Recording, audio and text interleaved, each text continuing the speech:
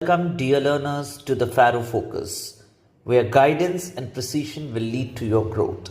मैं हूं आपका बायोलॉजी एजुकेटर और इस नीट बायोलॉजी लेक्चर सीरीज में हम पढ़ रहे थे क्लास 11th बायोलॉजी के चैप्टर स्ट्रक्चरल ऑर्गेनाइजेशन इन एनिमल्स को। अब तक पढ़े गए हमारे सभी लेक्चर्स में हमने ये जान लिया था कि आखिर एनिमल्स क्या होते हैं, उनमें स्ट्रक्चरल ऑर्गेनाइजेशन कैसे होता है और उससे कैसे वो अपने काम को, उनकी बॉडी के अंदर चल रही अलग अलग लाइफ प्रोसेसेस को different tissues, cells, organ systems, organs, इन सारी चीज़ों में डिस्ट्रीब्यूट कर रहे थे, स्प्लिट कर रहे थे। फिर हमने एनिमल टिश्यूज़ में एपिथेलियल, कनेक्टिव, मस्कुलर और नर्वस टिश्यूज़ के बारे में मेंशन किया, उनकी ओरिजिन जानी, उनके बेसिक फंक्शन क्या होते हैं वो जाने। हमने उसके बाद एपिथेलियल टिश्यू के डिटेल डिस्कशन की और आगे बढ़ना स्टार्ट किया था, जिसमें हमने उनके कैरेक्टरिस्टिक फीचर्स जान लिए थे कि वो बेसमेंट मेम्ब्रेन पर टिके होते हैं और भी उनके फीचर्स जैसे उनमें ब्लड सप्लाई नहीं होता, नर्व सप्लाई होता है, कॉम्पैक्ट पैकिंग होती है, इंटरसेल्युलर मटेरियल बहुत कम होता है, ये सारी चीज़ें हमने जानी थी। इसके बाद हमने ये कहा था कि एपिथेलियल टिश्यू के सेल्स जो होते हैं उनके पास टोटल 3 सर्फेसेस होती है। बेसल सरफेस, जिसकी मदद से वो बेसमेंट मेम्ब्रेन पर टिके होते हैं, लैटरल सरफेस, जिससे वो अगल बगल वाले सेल्स से कम्युनिकेट करते हैं, और एपाइकल सरफेस या फ्री सरफेस, जो कि एक्सटर्नल बॉडी पर जो एक्सटर्नल एनवायरनमेंट होता है उसकी तरफ एक्सपोज्ड होती है या फिर किसी इंटरनल बॉडी फ्लूइड की तरफ एक्सपोज्ड हो सकती है, उसके बारे में जाना।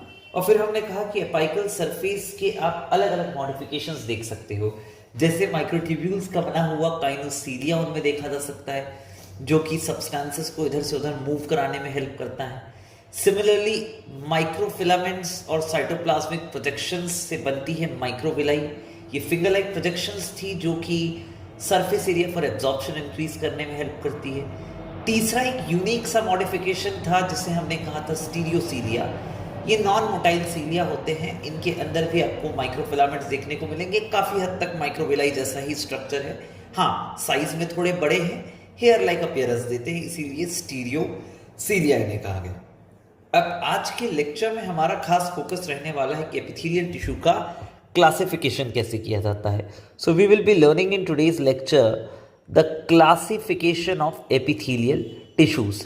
देखिए, किसी भी चीज़ का क्लासिफिकेशन अगर किया जाता है तो एक बेसिक चीज़ हमें माइंड में रखनी चाहिए कि we need a specific criteria based on which we can classify that particular thing. और यहाँ हम कैटेगराइज करना चाह रहे हैं, क्लासीफाई करना चाह रहे हैं एपिथेलियल टिश्यू को। हम शुरुआत करेंगे बेस्ड ऑन देयर फंक्शन, कि वो किस तरीके से काम करते हैं, उसके बेसिस पर मैं एपिथेलियल टिश्यू को कैटेगराइज करता हूँ 2 ग्रुप्स के अंदर। एक को कहा जाता है कवरिंग एंड लाइनिंग एपिथेलिया और एक को कहा जाता है ग्लैंडुलर एपिथेलियम। एक को क्या कहा हमने, कवरिंग एंड लाइनिंग एपिथेलिया, और दूसरे को हमने कहा ग्लैंडुलर एपिथेलिया। नाम से ही काफ़ी हद तक चीज़ें क्लियर लगती है, कवरिंग और लाइनिंग। ध्यान से देखिए, किसी चीज़ की कवर करने वाली चीज़, किसी चीज़ की लाइनिंग, इंटरनल लाइनिंग बनाने का काम करने वाली चीज़। तो ये वो एपिथेलिया है जो कि किसी ऑर्गन या एक्सटर्नल बॉडी सरफेस की कवरिंग बनाएगी या फिर किसी ऑर्गन की इंटरनल लाइनिंग बनाएगी। तो हम इन्हें बेसिक अगर मेंशन करना चाहिए कि what basically the covering and lining epithelia does, तो we can write them, they form the external covering और इंटरनल लाइनिंग और inner lining of some organs of body. ये याद रखिए, किसकी कवरिंग या लाइनिंग बनाएंगे, कुछ ऑर्गन्स जो होते हैं बॉडी की, उनकी कवरिंग और लाइनिंग बनाने का काम ये कवरिंग और लाइनिंग एपिथेलिया करती है।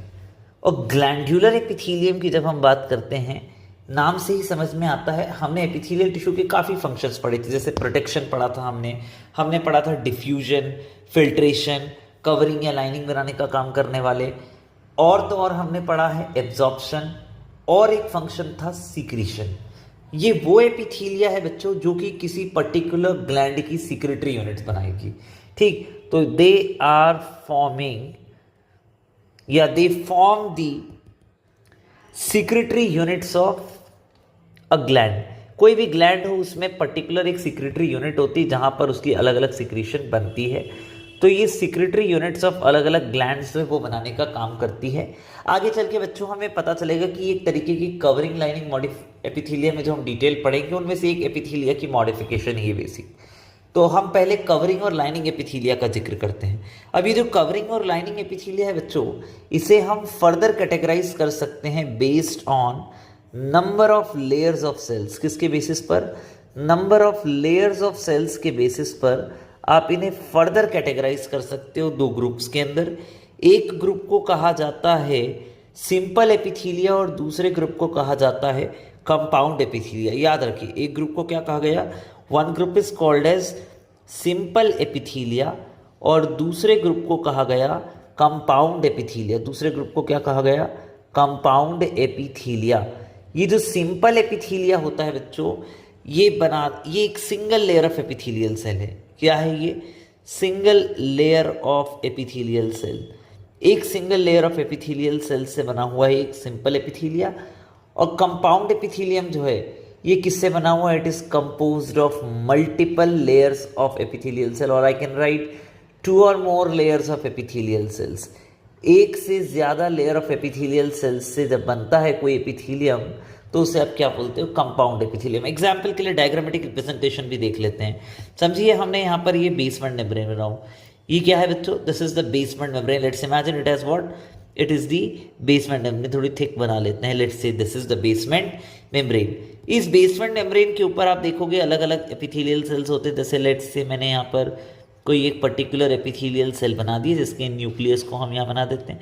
आप यहाँ देखते हो एक single layer of epithelial cell है। क्या है? Single layer of epithelial cell है। तो ये क्या है? सिंपल एपिथेलिया है। कई बार होता है कि वहाँ पर एक सिंगल लेयर ना होकर मल्टीपल लेयर्स मौजूद हो, जैसे कुछ इस तरीके से हम यहाँ पर कंपाउंड एपिथेलिया का रिप्रेजेंटेशन अगर दे। Again this is what? This is the basement membrane. इस बेसमेंट मेम्ब्रेन के ऊपर हमने लेट से बना लिया epithelial cells. Let us say these are the epithelial cells on this basement membrane. अब आप यहाँ पर ध्यान से अगर देखोगे, you see what?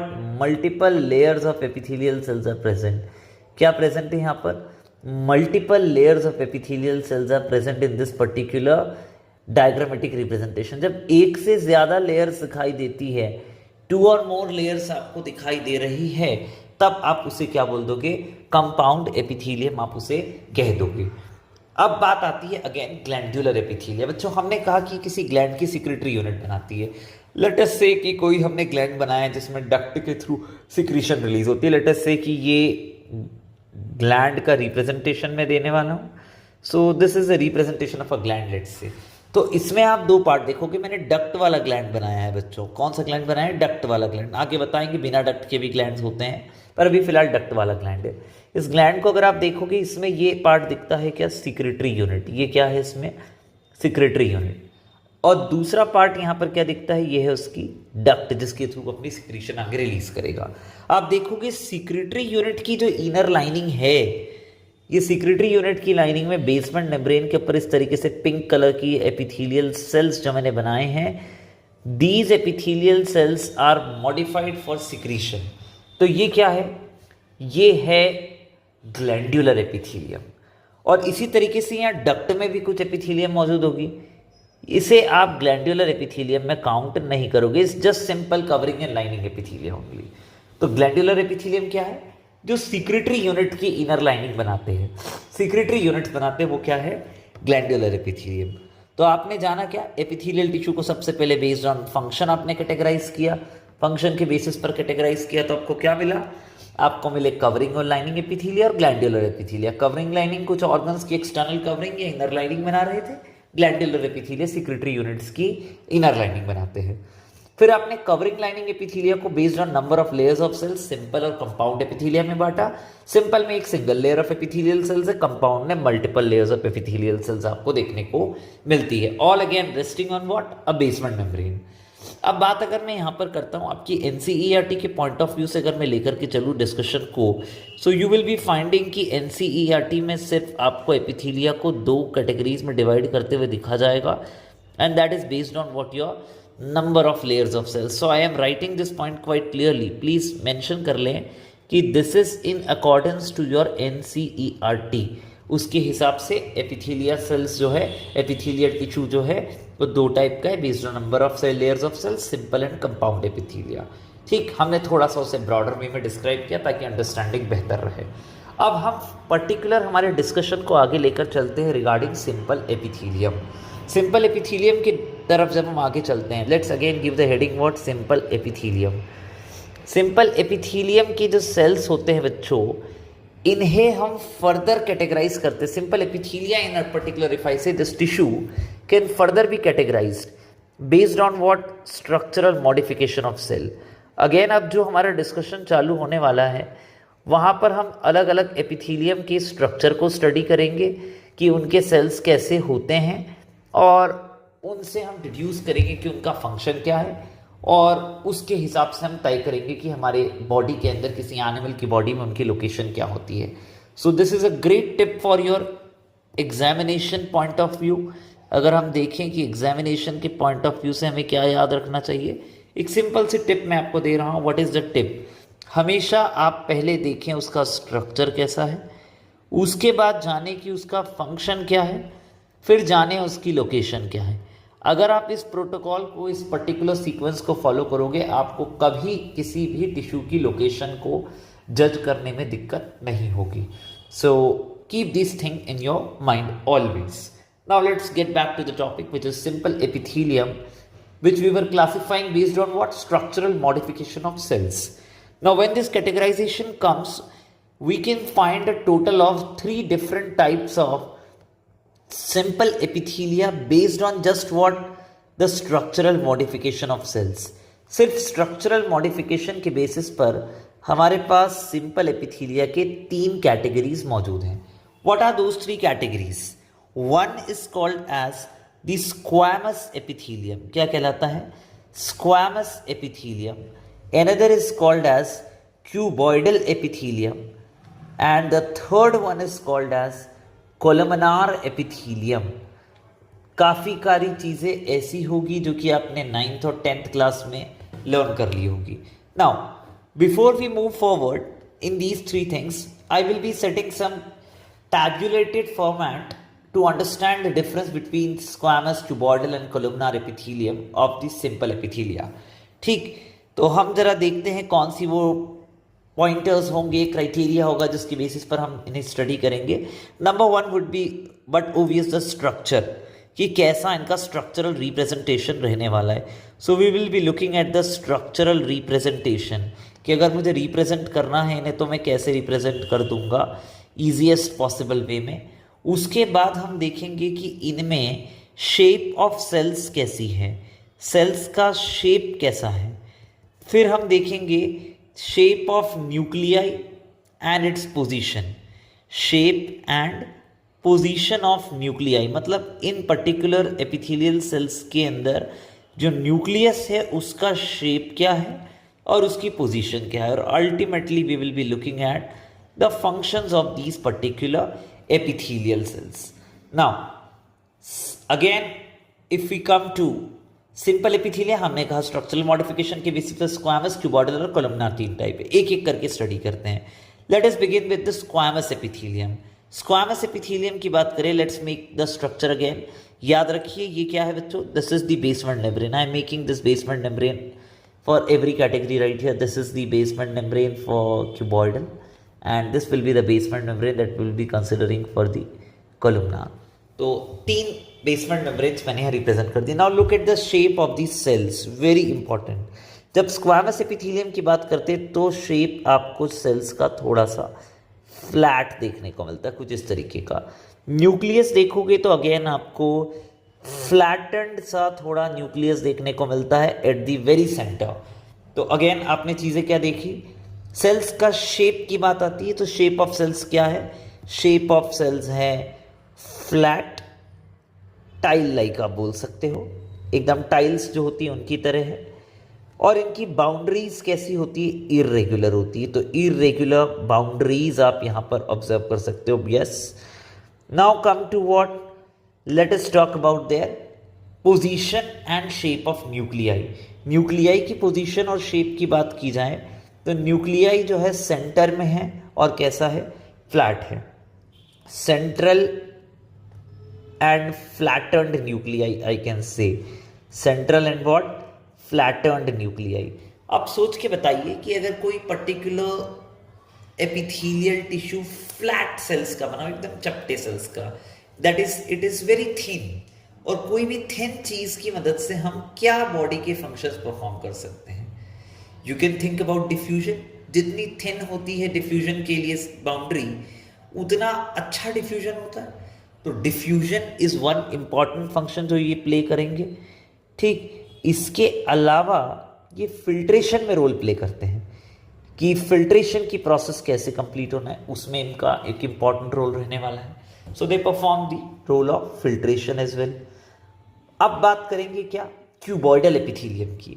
Cuboidal epithelium नाम से समझ में आता है शेप ऑफ सेल्स कैसा होगा, क्यूबॉइडल शेप होगा. जैसे ये क्यूब शेप्ड सेल्स देखिए, this is again a cube shaped cell, this is a cube shaped cell, ये भी क्या है? Cube shaped cells. तो क्यूब शेप्ड सेल्स आपको यहाँ पर देखने को मिलते हैं. और न्यूक्लियस कैसा होता है? सेंटर में है. और कैसा है? राउंड न्यूक्लियस है. कैसा है? सेंटर में है और राउंड न्यूक्लियस आपको यहाँ पर देखने को मिलेगा. So when it comes to the detailed description, simple cuboidal epithelium में सेल्स का शेप कैसा है? क्यूब शेप्ड सेल्स हैं. ठीक. सेकेंड इंपॉर्टेंट पॉइंट, न्यूक्लियस की शेप और पोजीशन क्या है? सेंट्रल एंड राउंड और spherical nuclei. Central and round, या हम इसे और क्या बोल सकते हैं? स्फेरिकल न्यूक्लियाई है. फंक्शंस के सेंस में चलें तो फंक्शंस क्या है? Secretion and absorption.